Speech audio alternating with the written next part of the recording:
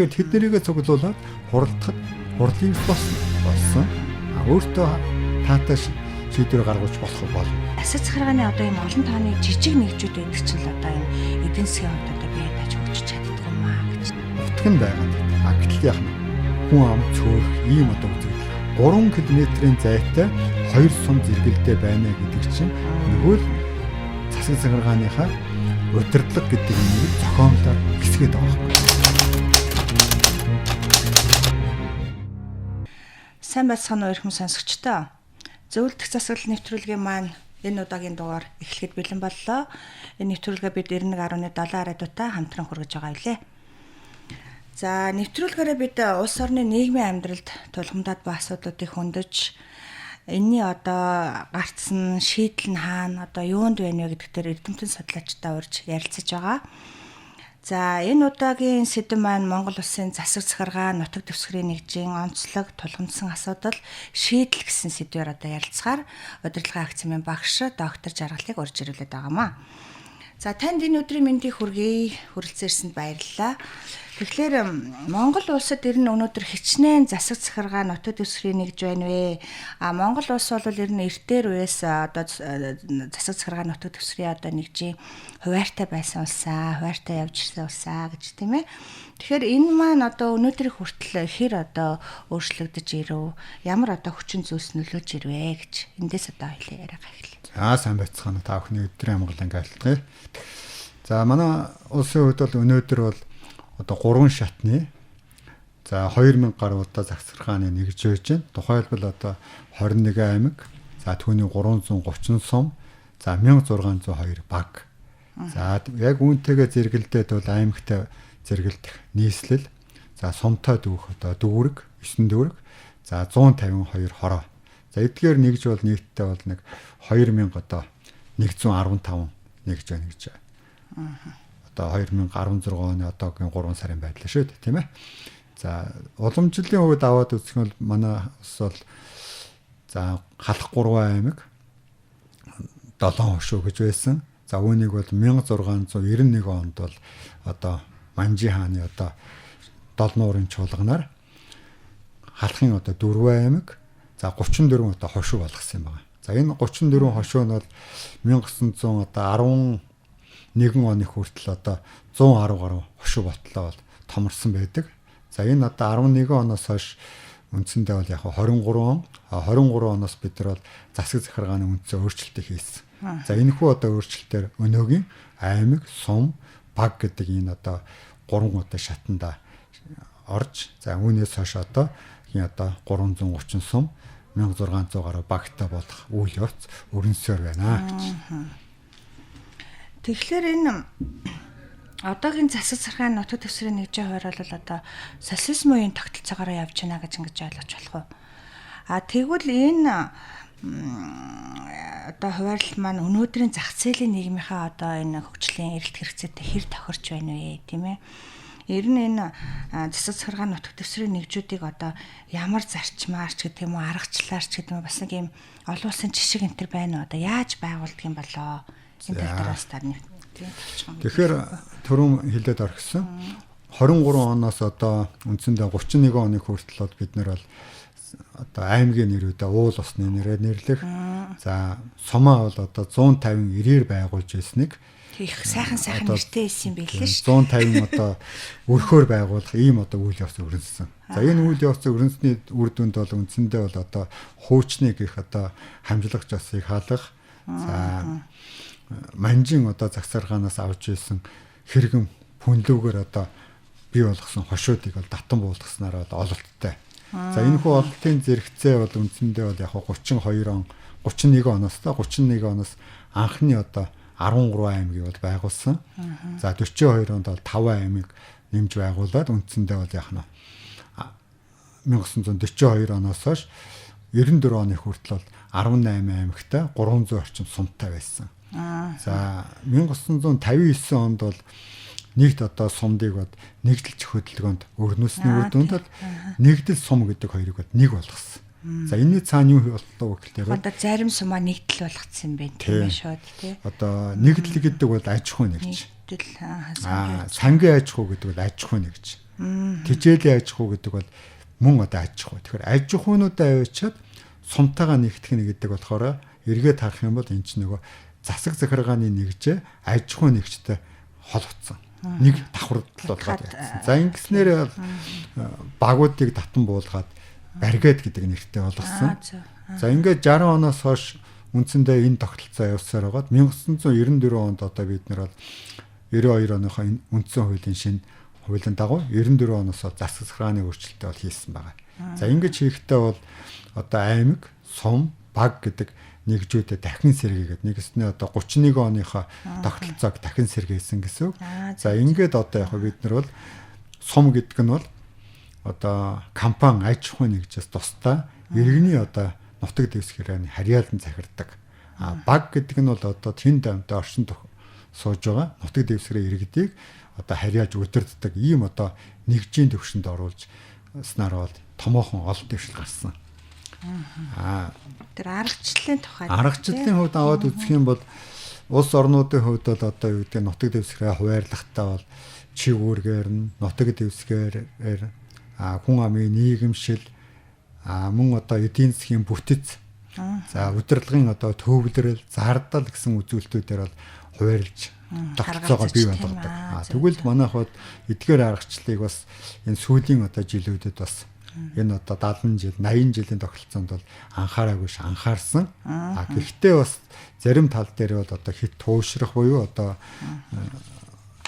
социализмын одоо материал техникийн бааз байгуулна гэдэгтэй адилхан хөдөө аж ахуйн үйлдвэрлэл дээр хит суурилсан ийм одоо засаг захиргааны хуваарийг бий болгосон. За энэ засаг захиргааны хуваар нь бол 94 онд өөрчлөөд бид нар бол яах нь шинэ тогтолцооны бий болгохдоо бол одоо тэнд одоо иргэдийн амьдрал дайдан одоо сумын одоо эдийн засаг нь юу байх вэ гэдэг бол орхитуулсан талтай. Тийм учраас өнөөдөр бол одоо сумд маань бол үндсэндээ бол эдийн засгийн хувьд бол яах нь одоо үйлдвэрлэл байхгүй. За үйлдвэрлэлгүй учраас хамгийн чухал юм чинь харилцааны тийм ээ. Харилцах тэр нэг эдийн засаг шүү дээ. Суурийг нь орхитуулчихсан байна. Тэрийг анхаараагүй тийм ээ. За эндээс хоёлаа одоо таныг бас нөгөө ер нь бол та бол сум судлаач хүн тийм ээ. Энэ танаа багш одоо чимэд тагсан таныг бас сум жаргалагч одоо хооч чих юм нэрчих юм бүр өгчээсэн гэж тийм. Тэгэхээр хоёлын сумынхаа хөгжил дээр бас жоохон нэлээд төвлөрч ярих уу. Тэгэхээр одоо ер нь сум одоо баг эзгүүрчлээ, хөгжтөл үлдээдэж штэ гэж те. Ер нь би ч гэсэн бас боддог. Ер нь манай сумуудын хөгжлийн төвшин за цаашлаад одоо баг гэж ярьж байна тийм ээ. Энэ бол одоо асар хоцрогдмол байгаа шүү гэж би бол харддаг. Тэгээд энэ сум гэдээ ярихаар яг сая ярьсан тэр зах зээлийн харилцаанд ердөөсөө шилжиж чадсангүй. Тэгээ ингээд одоо маш их шилжилт хөдөлгөөн явуулж байна. Ингээ хоосорчлоо тийм ээ. Тэгэхээр эндээс хоёулаа бас яагаад ингэж нутаг усаа хаяа дайж байгаа юм хүмүүс. За багшийг ярьсан учраас бол их баярлж байна. Тий одоо Монгол улсын гавьяа тууч хөдөлмөрийн баатар доктор профессор одоо Бирагийн чимэд гэдэг хүн бол одоо багасаа л одоо өөрийн багийн засаг дарга хийж аймагт одоо ажиллаж дараа нь их сургууль сурж за их сургууль сураад багшлахтаа бол орон нутгийн чиглэлээр Монгол улсын одоо нутгийн захиргааны чиглэлээр бол хэд хэдэн бүтээл бичсэн. Сүүлд одоо энэ 2000 оны үед бол сум, баг, аймаг гэсэн чиглэлээр бол 3 шатанд нь одоо судалгаануудыг хийж ажилласан. Тэгээ энэ ажлынх нь явцад бол миний бие одоо бол багштай бол 10 жил хамтарч ажилласан. Энэ хугацаанд одоо бид нар бол Монгол улсынхаа ер нь бүх аймагуд за сумын хувьд бол ер нь бас нэг 50 гаруй хувийнхан сумдаар бол явж судалгаанууд хийсэн. За энэ явцад бол одоо сумын одоо хэдэн оны үеийг ярьж байна та? За 2003 оноос хойш бид нар эхэлсэн дээ. 2003 оноос хойш л одоо багшийг одоо бурхан болтлоо бид нар хамт ажилласан. За энэ явцад бол одоо багш бол анх эхлээд багийг судалсан байна. Тэгээ баг гэдэг судалгаа хийчихээ дараа нь сумын судалгаа ороход нь би бол хамт ажилласан учраас одоо сумын судалгаанд ажилласан утгаар нь бол сум жаргал гэж нэрэлсэн. За энэ ч нэрээ бол бас сум орон нутгаа судлах энэ одоо мэрэгжилтэн бэлтгэх энэ төшиж ухаан байсан учраас бол би энэ багшийн одоо хүндэтгэлтэй нэрийг бол яаж одоо илүү ажил хэрэг болох уу гэж анхаардаг л да. Зарим нэгэн хүмүүс тэгдэг л. Сум судлаад одоо энэ сумын одоо судалгаач дуустдаг юм гэж. Тэгээ бид юу гэж хэлчихсэн гэхлээр Монгол улсад сум байсаар ирсэн. Цаашиж байх болно. Ийм тохиолдолд бид нэр сумаа судалсаар байх болно гэж. За ингээд бид нар сум гэдгийг талаараа асар их багт ч одоо судлалгүй яах вэ тийм ээ. Тэгэхээр сумын одоо судалгаатай холбогдуулаа ингээд тайлбарлая. За түрүүн ярьсан тэр сумын одоо багшийн одоо гаргаж ирсэн нэг чухал 5 юм байгаа. Тэгэхээр сум буюу орон нутаг судална гэдгийн цаана явах вөхөр нэгдүгээрт нутаг дэвсгэр. Хоёрдугаарт хүн ам нийгэмшил. Гуравдугаарт нь эдийн засаг, дөрөвдүгээрт нь бол удирдлага, тавдугаарт нь эрх зүй гэсэн юм 5 бүрдүүлбэрийг томьёолж гисэн. За Монгол ухаанаар аваад үзэх юм бол одоо 5 өршөмал гэхлээр бид нар бол хонь ямаа тэмээг хилдэгтэй адилхан бид нар орон нутгийн асуудлыг ярьж л байгаа бол нэгдүгээр тэрний нутгийн асуудал, нутаг дэвсгэрийн асуудал гэсэн үг, газрын асуудал. Хоёрдугаар тэнд байж байгаа оршин буюу хүний асуудал. Тэр хүмүүсийг нийгмийн асуудал. Тэгэхээр зөвхөн хүний тоо толгой биш, статистик биш, түүний цаана байж байгаа нийгмийн асуудал, нийгмийн үйлчилгээний асуудал, төрийн үйлчилгээний асуудал. Гуравдугаарт нь тэр хүмүүсийн оршин тогтнож амьдрах одоо аж ахуй тэр одоо эдийн засгийн тогтолцоо өнөөдрөөр аваад үзвэл одоо төв сууринтайгаа тэнд байгаа хүн зах зээлийн ямар эдийн засгийн одоо үйлдвэрлэлийн харилцаагаар оршин тогтнох юм бэ? Юу үйлдвэрлэж, юуг нийлүүлэх юм? Төвлөрсөн зах зээлээсээ юуг авах юм бэ гэдэг нь эдийн засгийн асуудал. Харамсалтай нь өнөөдөр бол яг энэ эдийн засгийн тал дээр бол судалдагч хүн байхгүй, анхаардагч хүн байхгүй. Ийм байгаа учраас өнөөдөр бол сум орон нутаг маань нөгөө эзгүй болох гэдэг юугаар тэтгэх юм тийм ээ. Тэр ямар нөөц байгаа, юу байгаа юм тийм ээ. Нөгөө дөрөв дэх зүйл нь бол нөгөө удирдлага. За нутгийн удирдлагаар бол бид нар бол маш олон хурал, чуулган, дүрм, журам гаргадаг. Гэхдээ эргээ харах юм бол яаж юм нөхөр нөгөө хүн нийгэм хоёроо одоо эдийн засаг хоёрыг хайчих дээр нутгийн удирдлага маань тийм тэнгэрийн маягийн асуудал болчиход. Тэгэхээр одоо айлаар аваад үзэх юм бол тэр айлыг одоо тусад нь гаргалаа, өрх тусгаарлаа гэвэл наандж одоо орон гэрний асуудал юм. Цаанч тэр гэр болсон үйл болж байгаа улсууд нэг хоолоо олоод амьдралаа аваад явчих тийм ээ. Хүүхдэд хийжээгээ явчих дайны байх хэрэгтэй ш. Гэтэл бид нар тэнд авчиад та нар энэ сумын иргэд мөн шүү гэж хэлээд тэндхийн хүмүүсийн ахуй амьдрал, нийгмийн үйлчлэгээ, төрийн үйлчлэгийг бараг мартцсан байхгүй юу? Тийм учраас өнөөдөр яах нь хаана төрийн үйлчлэгээ сайн байна, хаана нийгмийн үйлчлэгээ сайн байна, хаана эдийн засгийн харилцаанд орж болж байна. Тэр лүүгээ бид нар нүгэд ирсэн. Өнөөдөр ингээд төрийн үйлчлэгээг аваад үзэх юм бол одоо нийт одоо улсын хэмжээнд байгаа 1000 гаруй сургуулийн одоо 70% нь аймгийн төв Улаанбаатар хотод. 30% нь л одоо сум баг дээр. За. Гэтэл эмнэлгийг аваад үзвэл мөн адилхан. Тэгэхээр тэнд төрийн үйлчлэгээ байхгүй байх тусмаа хүн яах нь үйлчлэгээтэй газар руу шилжих хөдөлгөөнд яах нь орж шүү дээ. Тэгээд одоо яг 330 сум байна гэж байна шүү дээ. Хэдчнээч баг болчихоо тийм ээ. Тэгэхээр энэ засаг захиргааны одоо ийм олон тооны жижиг нэгжүүд байдаг чинь л одоо энэ эдийн засгийн хувьд одоо бие тааж хөгжиж чаддгүй маа гэж тийм ээ. Энэ утгаар одоо Монгол улс чинь одоо хичнээх одоо төрийн одоо төсвийн хөрөнгийг одоо ингэж олон жижиг тийм ээ нэгжүүдэд ингэж тарааж өргүүдүүлж ингэж хичнээн олон жил ингэж явж байна. Одоо энэ асуудлыг цэгцлээ чи энэ чи ямар үр дүн байгаа юм бэ? Одоо үнэхээр одоо энэ зах зээлийн шинэ нөхцөл байдал бол энэ үнэхээр үр дүнгүй юм а гэдгийг харуулж шít. Одоо хичнээн олон сум хоосорчлаа тийм ээ. Тэгэхээр энэ ийм шүмжил одоо их явдгийн байна л да. Энэ дээр таас. За эргээд одоо бас хуучин луга харахаас өөр аргагүй. За 92 хоног хүртэл бол бид нар бол нөгөө хөдөө аж ахуй, нэгдэл, сангийн аж ахуй, тэжээлийн аж ахуй гэдэг нэг сумыг нутаг дэвсгэр үйлдвэрлэлийн хуваараа ингээд 3 очихгүй юу. За гэтэл 94 онд сумаа эргээд байгуулахтай явчихад нөгөө 3 хуваацсан юм 3 сум болгоод хуваачихсан. Яг тэгсэн гэжсэн. Тэгэхээр чин эргээд нэгтгэхийн оронд тийм ээ. Нэг болгож тэр нутаг дэвсгэрийн хувьд нэг хүн амынхаа бүртгэлээр нэг байх хэвээр 3 хуваацсан байснаар нь сангийн аж ахуйг нэг сум болгоод, тэжээлийн аж ахуйг нэг болгоод нэгдлийн нэг ингээ хуваачгаар чинь 3 одоо жижигхэн сум болцсон. Нэгэнд нөгөө нэгдэл гэдэг маань таран бутарчлаа. Ховчилчлаа. сангийн аж ахуйгаа байхгүй болчихлоо. дараагаа ажиллаа. Тэжээл аж ахуйгаа таар. Тэгэхээр тэнд байгаа улсууд чи ямар ч үйлдвэрлэл эрхлэхгүй жижигрээд ирэхэр чинь нөгөө нутаг нь байгаад байдаг. Гэтэл яах нь хүн ам цөөрөх ийм одоо үзэгдэл. Тэгэхээр энэний цаана яаж юм тэгэхээр энэ сумдыг одоо нэгтгэе гэдэг асуудал бас сүүлийн 10 гаруй жилээс яриаггүй ш ярьсан л да.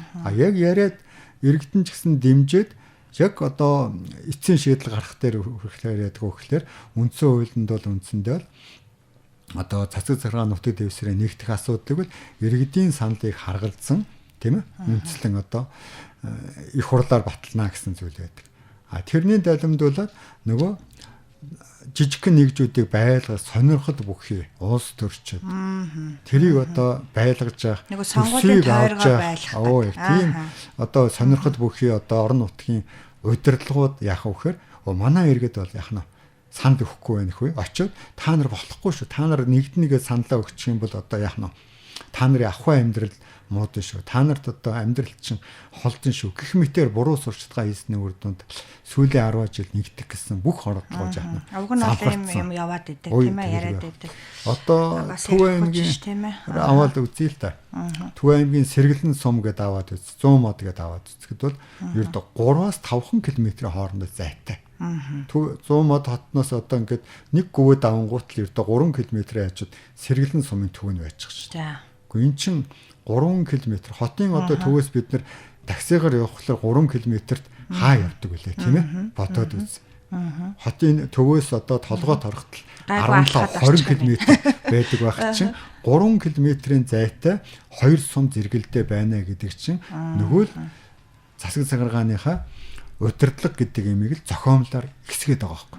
За энэний цаана яаж юм тэгэхээр нөгөө 330 сумын чинь одоо иргэдийн хурал засаг даргын хамгийн газар за ингээл одоо түүнийгээ дагсан мэрэгжлийн одоо байгууллагууд гэх мэтээр тоон өсдөг. Гэтэл яг тэр хэмжээгээр үйлчлэгээ хүрээд байныг үл үгүй.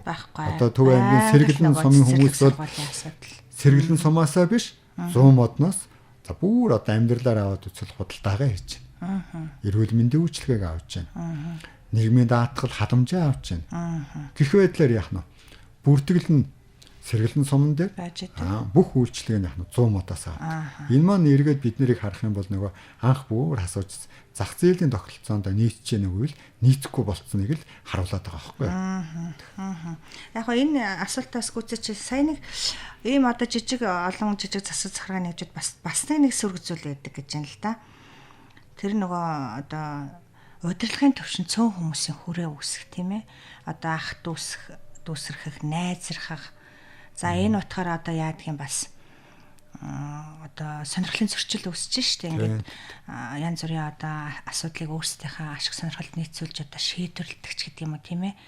Ийм бас нэг сөрөг зүйл байдгаа гэж. Энтэй та санал нийлэх үү? За энийг бол яг тухайл наривчилж судлаагүй. Гэхдээ зүгээр судалгаанд хийж орон нутагт явж байхад одоо багийн одоо иргэдийн нийтийн хурлыг бий болгохдоо өөрийнхөө одоо бүлийнхнийг одоо оролцуулаад одоо нэг баг чинь бол нэг за хангаа нутагт бол нэг 3-5 ам тийм ээ. Говийн нутагт бол одоо нэлээд уужих нутаг байж байна. Гэтэл тэнд хүн цуглархаж яадаг вөхөр нэг 50-д өрхтөө одоо баг байлаа гэж бодоход нэг 25 өрх гэдэг чинь тэр нөгөө бас багийн засаг даргын удмынхны бүлгийнхний хүмүүс байж болох талтай байна. Тэгэхээр тэднэрийгээ цуглуулад хуралдахад хурлын эрс болсон. Өөртөө таатай шийдвэр гаргуулж болно. За ингээд одоо иргэдийн нийтийн хурлын дарга багийн засаг дарга нар чинь гараад ихээр ямар тустай байдаг юм бэ гэхээр нөгөө л халамжийн хуваарлах. Хүүхдээ одоо сумын сургуульд амьдруулах. Нэг одоо хүн тэр бүлийнхэн дотроос нэг хүн төрийн дэвшмэл болчихно гэдэг чинь бол эргээд тэр одоо амт суганд байж байгаа улсууд ахуй амьдралд нь дэмтэй байдаг учраас тийм наадах чинь зөвхөн сум бэ. Энд чинь улс орондоо юм болоод тахт чинь. За суманд болж бүр тэгээ бүр амрал юм байна л да. Тэгэхээр чинь нөгөө төрийн маань хийж байгаа одоо төрийн улс төрийн одоо тогтолцооны хийдэг арга аргачлал чинь аймаг дээр нэвтэрсэн. Суманд нэвтэрсэн яах нь. Дээрээс ирсэн юм чинь тийм ээ. Тэгэлгүй одоо тэгэж удирдлагууд одоо том удирдлагууд яаж ашиглаж гэнэ үү? телевизаараа одоо хэвлэл мэдээлэлээр маш сайн сонсож байна. Эргээд аймгийн төвшөнд яг тэрийг чинь хуулбарлаж байна. Аймгийн төвшөнд хэрэгжүүлж байгаа чинь сумын төвшөнд хэрэгжүүлж чинь сумын төвшөнд хэрэгжүүлснээр чинь Монгол хүн чинь угаасаа ер нь бусдаас бас нэг сураад практикийн үед хэрэгжүүлэх талдаа бол бас татамгай шүү дээ. Тийм учраас тэнд бол одоо амьдарч байгаа улсуудын амьдралынх нь хэрэгцээ байхгүй юу? Тэнд одоо буруутах юм биш. Зүүнүүд нэг юм боломж олдсон тэр гэсэн шиг тийм ээ. Тийм ашиглаж шүү. Тэр л одоо их тэр сэтгэлгээл аягүй хүнд байгаа байхгүй юу? Одоо өчигдөр фэйсбүүкэн дээр хэвлэл мэдээлэлээр нийтэд байж байгаа жавхлан одоо хандуулсан одоо тоглолтынхоо бий болгосон өвс тэжээлийг одоо харангаалуу явуулахад түүнийг одоо зарж байна. Зарж ижиж болно. Тэр очихдоо хүнд очихгүй л ердөө тэр сумын тэр багийн засаг даргын таньдаг айдал очно үхээс бол тэр нэг аманд байж байгаа ядарсан доржгонд очдгүй л байхгүй юу? Очихгүй шүү дээ. Тийм учраас ингээл нэг юм шалахгүй юмнаас эхлэл бүх юм дээр ингээд ах юм. Ингээл одоо тэгэл яг ямар байдалтай болчиход байгаа нь яг эндээс л болоод байгаа байхгүй. Яг энэс л болоод байгаа байхгүй. Тийм ээ. За тэгэхээр нэвтрүүлэг маань одоо төр завсарлаж байна. Хэсэг хугацааны дараа ярин уулзтлаа. Одоо завсарлцгаая сонсогчтой. Тэгээд тэднэрийгээ цуглуулад хуралдахад хурлын болсон. Өөртөө таатай шийдвэр гаргуулж болох бол асар захиргааны одоо юм олон тооны жижиг нэгжүүд байдаг ч л одоо юм эдийн засгийн хувьд одоо бие дааж өгч чаддаг юм аа гэж. Утган байгаа. Гэтэл яг хүн ам цөөх ийм одоо үзэг 3 км-ийн зайтай 2 сум зэрэгэлдээ байна гэдэг чинь нөгөө л засаг захиргааныхаа удирдлага гэдэг нь зохиомлоор хэсгээд байгаа юм.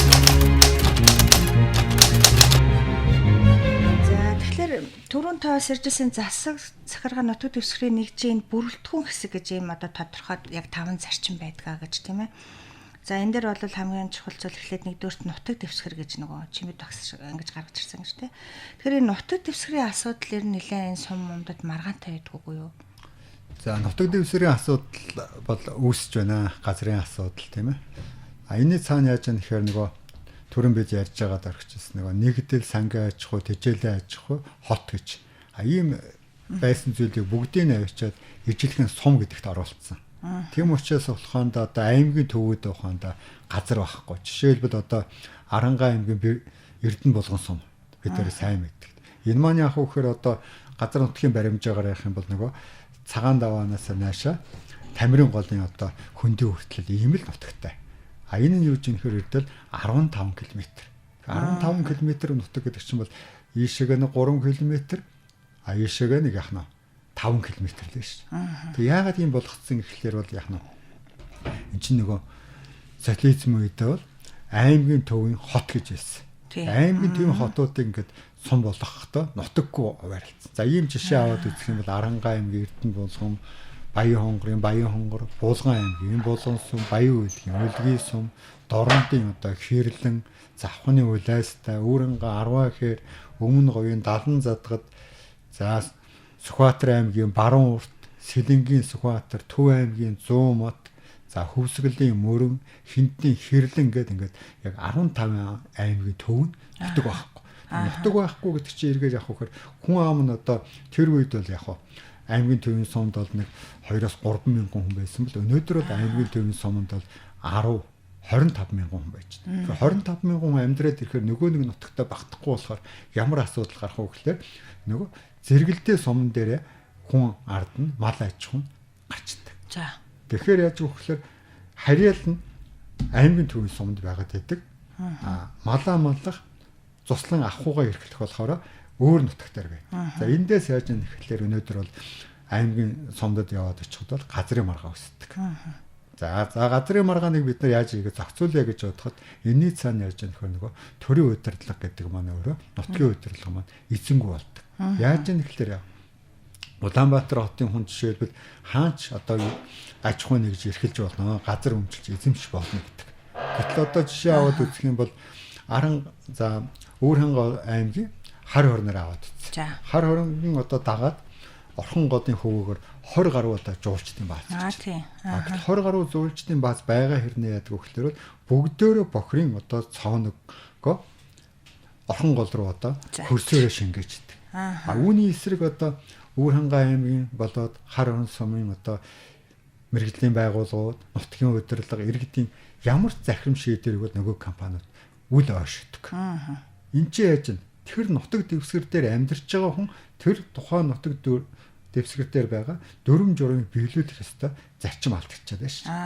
Тэгэхээр ийм учраас бид нар өнөөдөр бол нэг талаасаа газар, нөгөө талаасаа тэр нутаг дэвсгэрийн зарчим гэдгийг хэрэгжүүлэхгүй юм бол бид нар өнөөдөр бол тийм орон нутагт байж байгаа одоо төрийн байгууллагын ч бай, мэрэгжлийн байгууллагууд нь ч гэсэн ажиллахад хүндрэлтэй. Яадгүй гэхээр уурхаа ирээл, аялал жуулчлалын бааз ирээл хамаг юмыг сорчилж аваад хөндөө нөх бохирдуулсан байгаль үлдээгээд яваад өгдөг. Тэгэхээр ч нөгөө нутгийн иргэн хүн чинь тэрний төлөө хилээж яриад нэмэргүй очлаа ш. Хуучин бол харин яах нь нутгийнхаа төлөө тэмцдэг, ярьдаг, хамгаалдаг. Тэгэхээр өнөөдөр тэнд байгаа хүн чинь нутгийн өөр хүмүүс ирээд Монгол хүн, Улаанбаатарын хүн, эсвэл аймгийн төмөн хүн ирээд ингээд сорчиж ашиглаж яваад хахад тэр хүн чинь одоо нутгаа хайрлая гэдэг сэтгэлгээ нь мохоод ш. Тэгэхээр эзэнгүй нутгийг бий болгох гэдэг нэг тийм бодлого бас яваад байгаа байхгүй. Ийм учраас одоо өнөөдөр энэ нутгийг одоо жигд хуваарлах асуудал. Ялангуяа одоо тэр нутаг байхгүй сумдад нутгийг өгөх. Нутаг нь одоо жигд байх асуудал. Ер нь бол манай одоо 330 сумыг судлаад аваад үзэх юм бол нутаггүй одоо нэг 50 гаруй сумд.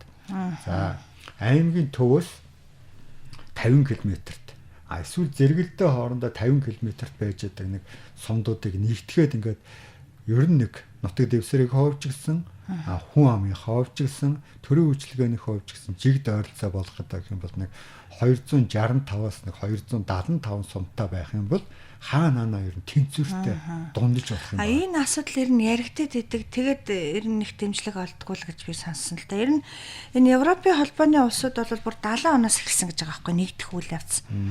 Одоо тэгээд яг одоо нэг улсын одоо хамгийн жижиг нэг гектар хэж 25 мянган хүнтэй болчиход байна. Тэгвэл энэ нэгдэх үйл явц бол одоо үргэлжилж байна гэж ярьж байгаа. Тэгэхээр манайх бас ийм одоо олон улсын туршлага муршлага санаа аваад тийм ээ энэ яриад байгаа зүйлээ ингээд хэрэгжүүлж болдгоо болов. Одоо ингээд нэгтгэхэд та ярьж штэ бас ингээд аймагтай 20-30 км-ийн зайтай ойрхон 3-4 ер нь л ямар ч аймагт байдаг штэ ингээл тойрс нэг ойрхон энэ айгу ойрхон сумууд гээл тийм ээ. Эсвэл одоо ярьж штэ тэр 25-аас 50 км-ийн хоорондох тэр араа тустайгаа сумууд хоорондоо нэгтгэж гэдэг юм уу. Эсвэл одоо нэг 1000 хүнтэй нэг 3 сум нэгдээд татахтаа нэг 5000 4000 хүнтэй байх ч юм уу тийм ээ. Түрүүн бас энэ дэр би нэг жишээ бичсэн байсан. Бас ингэж ярьдаг юм билээ штэ энэ. Одоо жишээ нь Орхон аймгийг Булган аймагтай гинэ. Дархан уулыг Сэлэнгтэй, говь сүмбрийг Дорн говьтай нэгтгэх гэсэн ийм зүйл бас яригддаг гэж тийм ээ. Тэгэхээр энэ одоо яагаад бас болдгоо болоо хийж болдгоо ажил юм болоо. Энд одоо тэгэхээр Европын хийгээд ер нь бусад улс орнуудын хувьд бол тэр засаг захиргааны нэгж одоо нутгийнх нь хөвч гисэн хүн амынхын тооны хөвчсөн нэгтгэх гэдэг нь бол нийгмийн одоо зайлшгүй юм байна гэдгийг тооцоод хийгээд 70-аад оноос 80-90 онд бол маш эрчимтэй сайн хийсэн.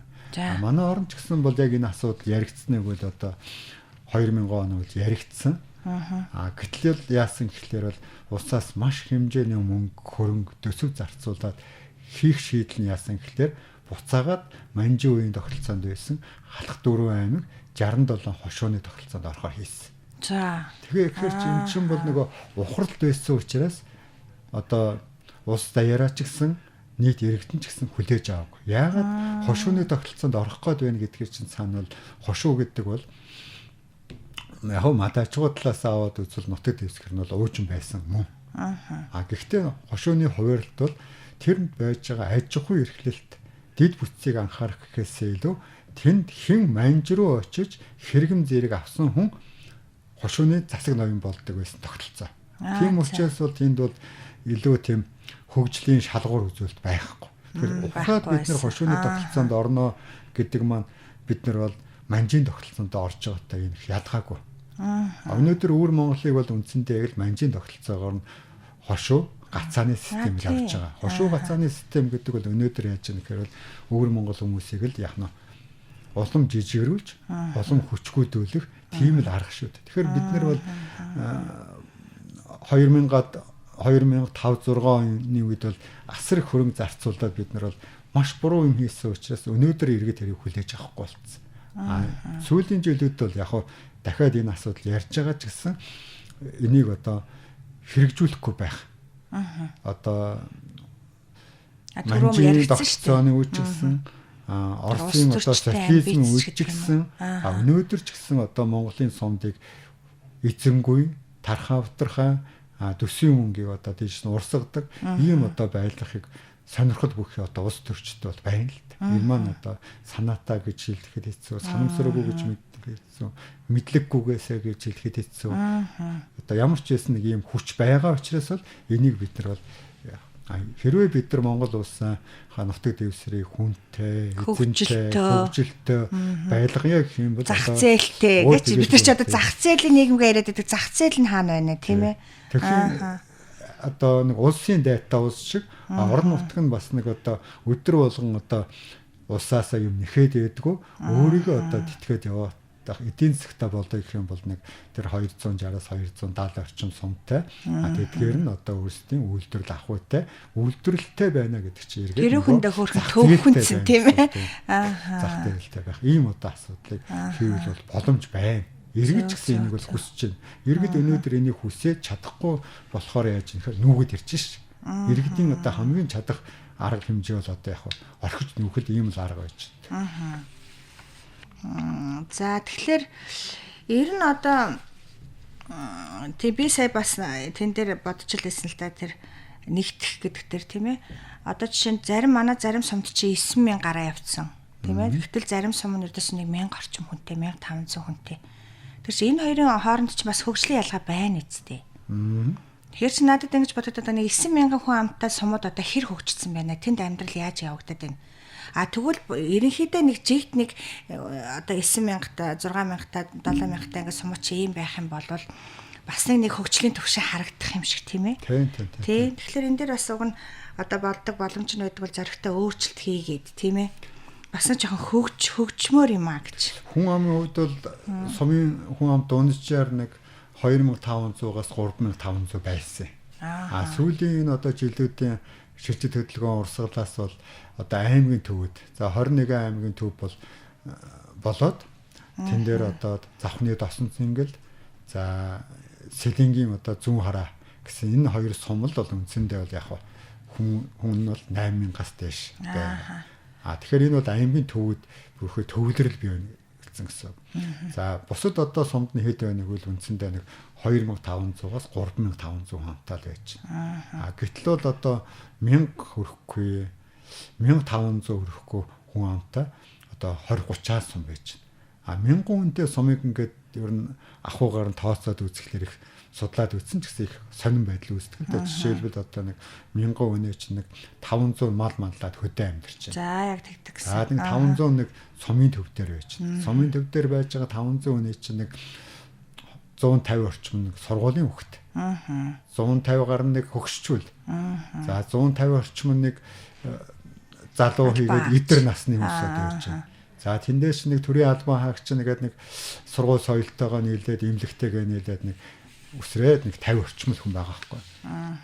Тэгээд энэ байдлыг ч аваад үзэхээр ажилтаа нэг 50 хүн тэгээд 450 хүн одоо ажил байхгүй.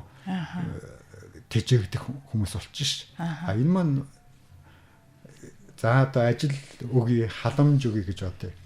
За болж гэж одоо баян сон чинь бид нар халамж аваад өгье гэж бодъё. Гэтэл хамгийн цаана бас нэг анхаарал шигтэй юм яг хөөхлөөр 1000 хүн дотор гэр бүл одоо болох үзэгдэл маань өөрөө би яг энийг асууя гэж бодчихсон. Тэ. Одоо сонголт багасдаг. Сонголт багасаад уу одоо нутаг дэвсгэрийн хүрээн багасаад хүн аманд цөөрөд ирэхлээр бол гэр бүл яадаг вэхээр 2 3 дахь үе дээр очиод одоо цус ойртох үзэгдэл. Энийг бол одоо энэ чиглэлийн одоо судлаачид бол тогтоогоод дайвалан гой сумын төвшин, багийн төвшөнд бол цус одоо ойртох үзэгдэл бол ихсэж байна. Үүнийгээ дагаад одоо удмын өвчин, цусны өвчин, за сүүлийн үед одоо сэтгцийн өвчин гарч ирж байна. Ер нь зүгээр амьдрал дээр нь очиод судлаад үзэхэд бас их сонирхолтой нэг дүр зураг бод. Тухайн нэг одоо айлд нэг одоо тэтгэврийн хүн группийн одоо тийм ээ ямар нэгэн одоо өвчин шалтгааны улмаас тэтгэвэр тогтоолгосон байхад тэр өрхийн хувьд бол одоо халамж авах, тэтгэмж авах эрх үүсэж байна. Энэ яаж юм тэгэхээр тухайн өрхийн хувьд бол тогтмол орлогын нэг их үүсвэр болдог. Тэгэхээр энэ бас эргээд бид нэр тогтмол орлого авахын тулд тэр хүмүүс ядуу байх, өвчтөй байх ийм одоо сэтгэлгээг бас бид нар бий болгоод байгаа нь буцаад Монгол хүнийхээ одоо тэр хэврэж үзэгдлийг бий болгоод байгаа байхгүй юу.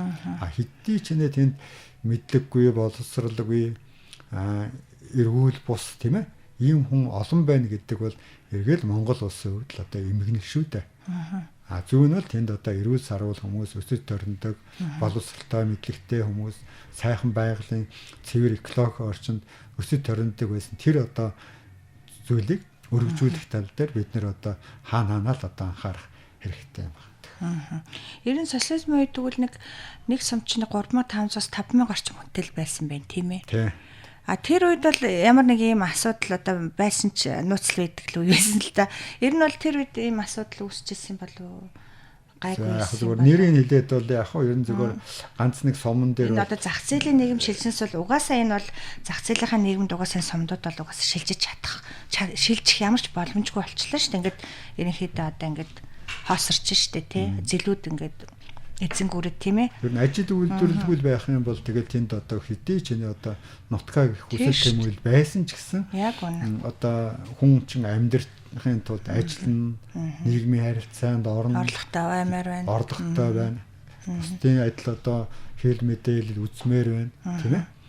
Тэр бүхэн байхгүй болохоор чинь тэр нутаг орноо одоо орхих, нүүх ийм үзэгдэл бий болж шүү дээ. Энэ нийгмийн үзэгдлийг бол бид нэр бол хондоо тал бүрнээс нь харж учир шалтгааныг гаргаж өнөөдөр бид нар зах зээлийн нийгэмд ороод 20 гаруй жил явж байгаа юм чинь энэ одоо үзэгдэл бол бодиттой хуримтлагдсан байна гэдгийг бол хаанаа анхаарал энээс одоо гарахын тулд одоо бүх төвшин да ялангуяа одоо өнөөдөр бас л эргээ сонгуул болох гэж байгаа. Энэ цаг үеч гэсэн бол тэр улс оронд очиод 5 төгрөг өгөхтэй гол биш. Энэ одоо орнуудыг хөгжүүлэхийн тулд ямар зоримог алах хийх ёстой юм бэ?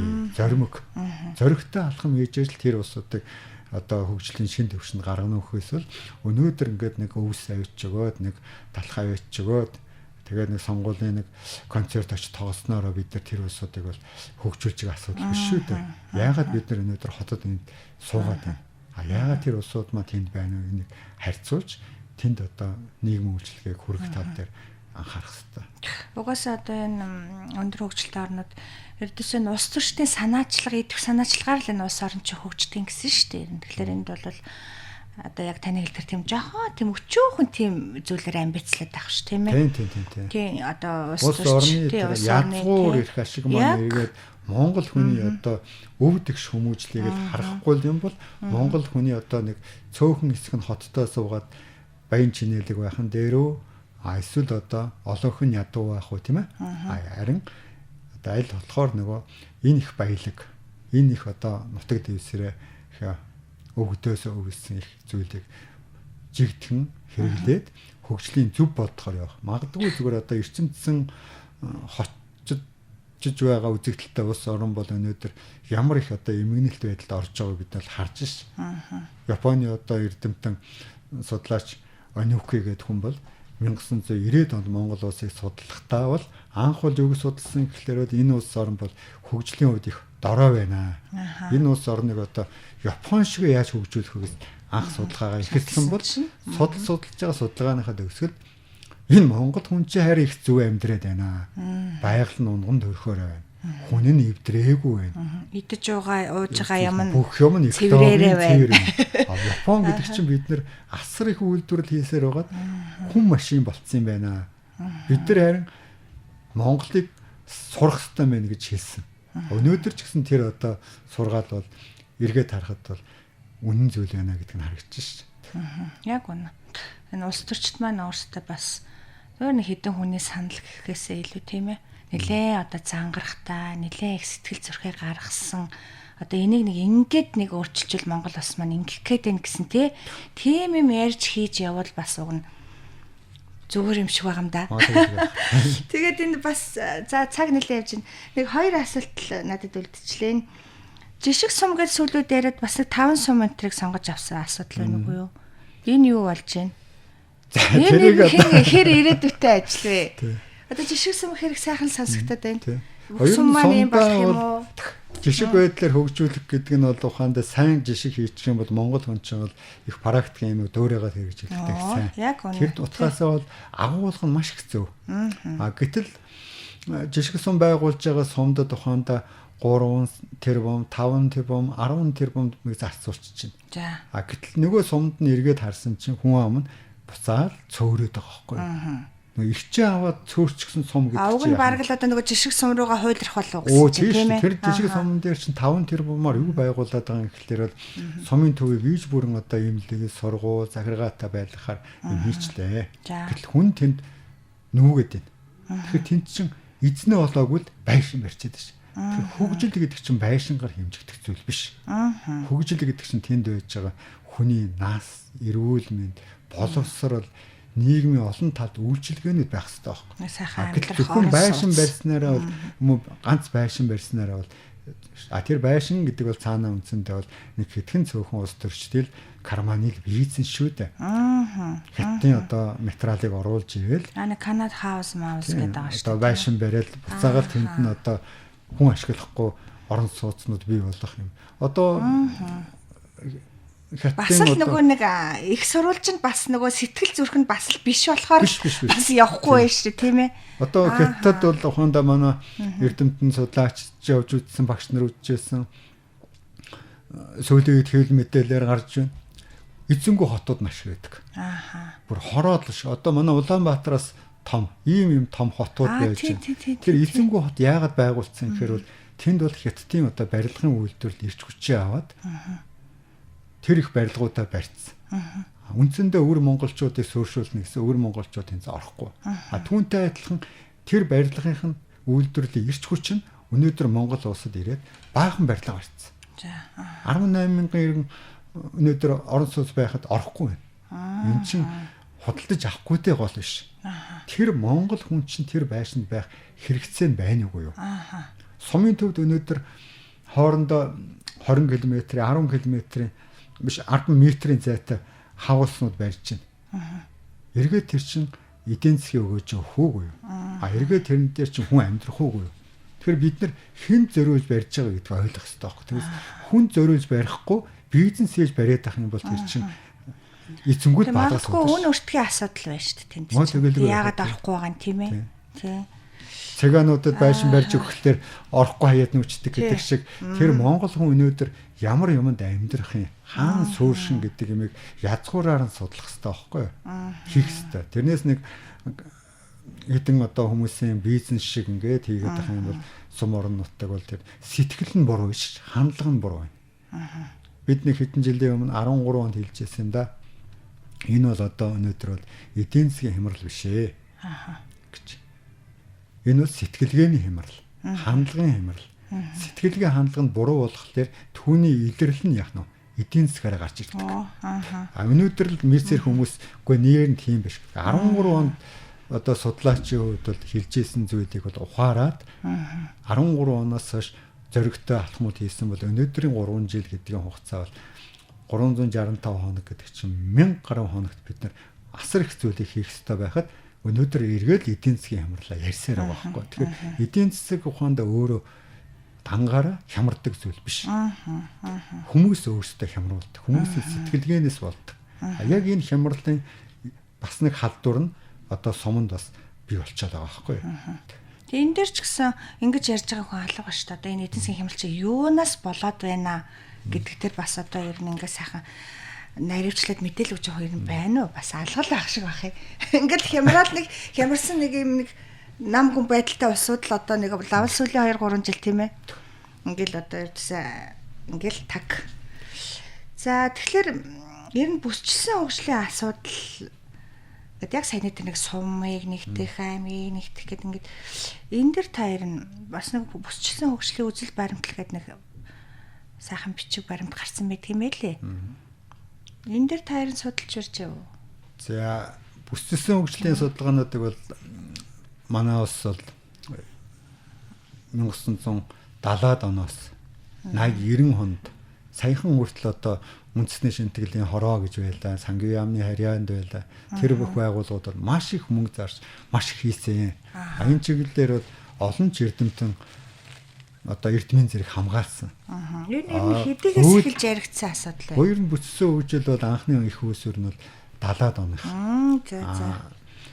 Сүүлийн үед бол бүтсэн хөгжлийн одоо хууль бол гарлаа.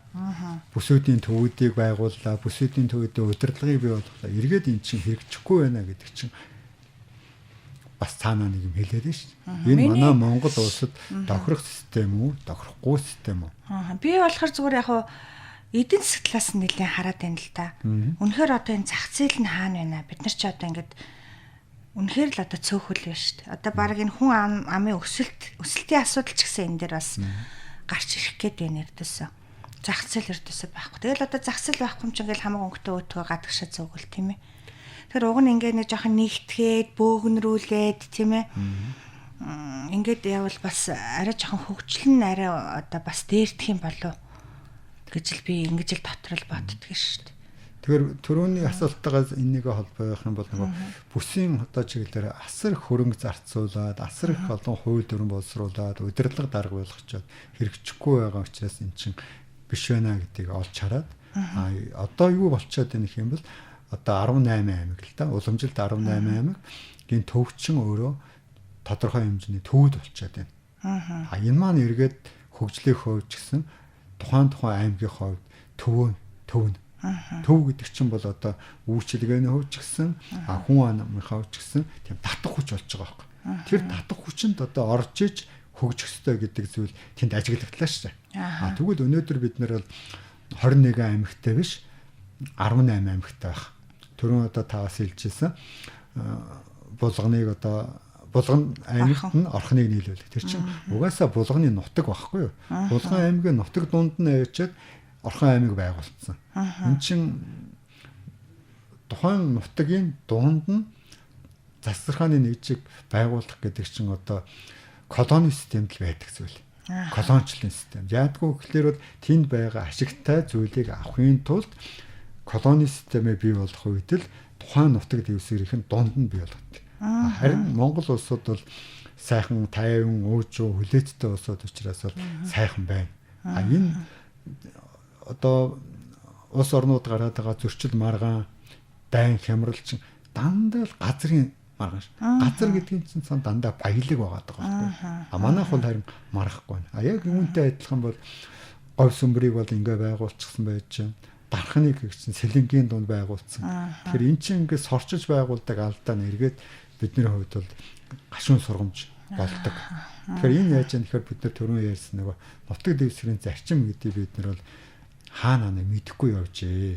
Нутаг дэвсгэрийн зарчим гэдэг зүйлийг бол саяхан бид нар судлаад гаргаад энэ олон улсын юм дээрч байдгийн байна. Практикт хэрэгжүүлдэг юм байна гэсэн саналыг өнөөдөр л одоо 2015 оны 11 сард л одоо нийтэд зарлаж ярьлаа л да. Энэ зарчим гэдэг зүйл яригдаж эхэлж байна гэж юу? Тэндээс өмнө бид нар тэр талаар мэдээдгүй байлаа ш. Тэгэхээр өнөөдөр мэдсэн дээр одоо энийг зөвөр хэрэгжүүлэхийн тулд өмнөх одоо 94 онд гаргасан алдаануудаа богино хугацаанд засах хэрэгтэй юм. Тэгэхгүй бол ухаанд одоо Булган Эрдэнэтэд очиход бол нэг л их газрын маргаан. За аймгийн төвөд очихоор гасалт газрын маргаан. Одоо бүр энгийн одоо жишээ аваад үзье л та.